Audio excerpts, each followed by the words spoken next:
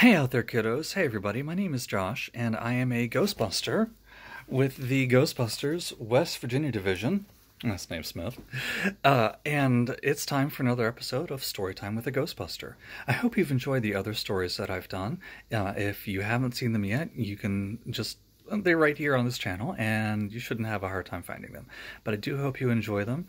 And what I'm doing right now, in case you're wondering, is that I'm reading from a number of different Ghostbuster books that I had as a kid and that I still have as an adult. And tonight it's going to be the Real Ghostbusters in Revenge of the Ghosts. And this is just something for you to enjoy or for your kids to have some fun with. I know things are a little crazy in this world right now, and there's not a lot of things that somebody like me can do to help uncrazy the world. But I can read, and I hope your kids enjoy. All right, and if you are one of the kids listening, hey, I hope you have fun too. All right, well, I definitely hope you have fun. So, being a Ghostbuster is more than just busting ghosts. Sometimes it's just trying to find a way to help save the day. So, with that said, one day, the Real Ghostbusters were out and about on a call, and they were driving around, and their ectomobile squealed to a stop. Some noisy, ugly ghosts were spooking Feinberg's chocolate factory. That's just mean. Ghosts should not go after the chocolate supply. No. Even I've got my limits. Chocolate supply is off limits. Man, will you look at this, said Winston. It's raining chocolates. Peter caught one and crammed it into his mouth. Better than cats and dogs, he said. Meanwhile, Slimer, the Real Ghostbuster sidekick, was stuffing his fat belly. And I am with all three of them on this. All the chocolate. Yes, give me all the chocolate, Slimer. I am right there with you. Get serious, guys, scolded Egon. Yeah, agreed Ray. My PKE meter shows 3 Class 5 full torso apparitions. Which is definitely time to call the Ghostbusters. 1 is bad enough, but 3, and again, they're attacking the chocolate factory. And I don't care how happy that makes Slimer. That's just wrong. Inside the factory, the 3 disgusting ghost monsters were trashing the place. All right, you party animals, shouted Peter. It's cleanup time. Suddenly, a wave of chocolate syrup splashed over the Ghostbusters and Slimer. One of the machines added whipped cream and a cherry. I don't think they're taking us seriously, said Winston. Then let 'em take this, growled Egon. The Ghostbusters opened fire with their neutrino blasters. Soon, Ray was able to pull the 3 ghosts into a trap. And that is what happens when a ghost doesn't take you seriously. It's terrible. They laugh, and it's just mean. After a hard night's work, the Ghostbusters went back home and were snoozing in their bunks back at headquarters. Slimer was the first one to wake up in the middle of the night. Doing what Slimer does, he got hungry, and he went off to go get something to eat. Slimer is always hungry. Carrying jars of peanut butter, pickles, and mayonnaise. Peanut butter, pickles, and mayonnaise. We've been working with him. We have. Doesn't always work out well, but we've been trying. Slimer crept down to the basement for a big breakfast.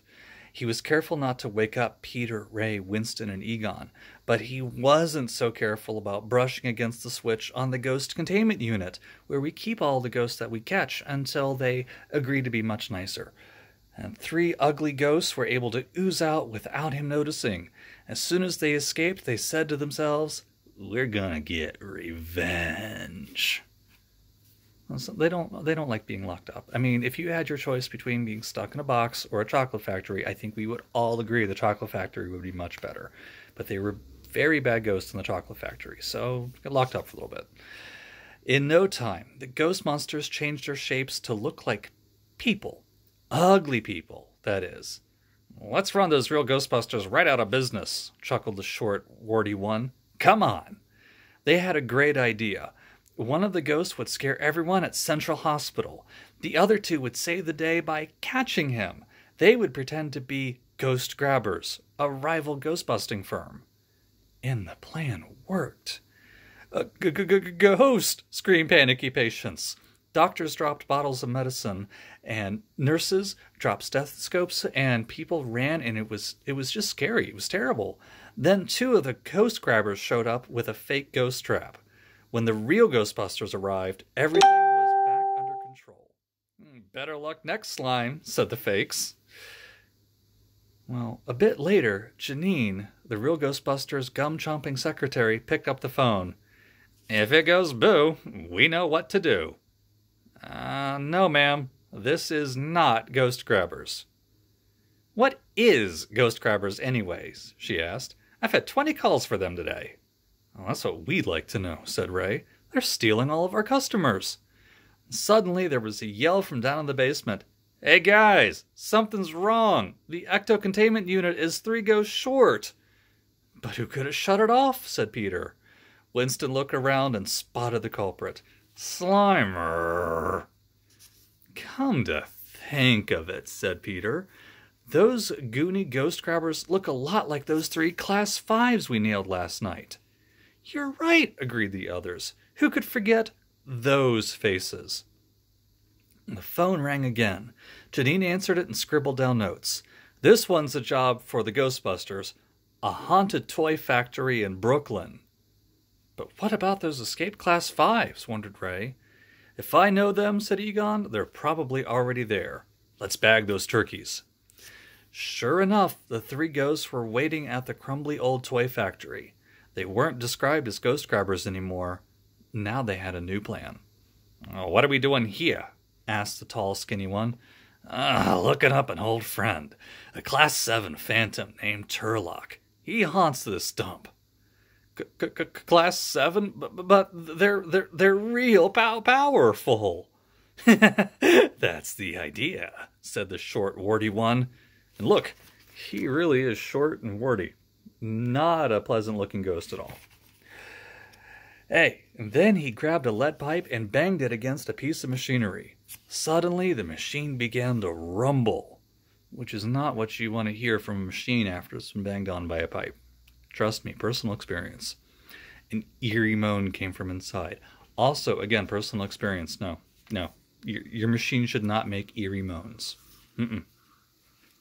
The machine cracked and smelly fog poured out, swirling around the 3 ghosts. In the middle of the fog was a big, red, blinking eye. Where's Turlock? Asked the short, warty ghost.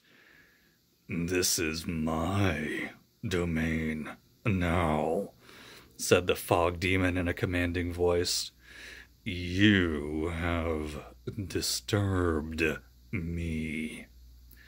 As the ghost trembled with fear, the demon's foggy fingers picked up some of the broken toys that were laying around.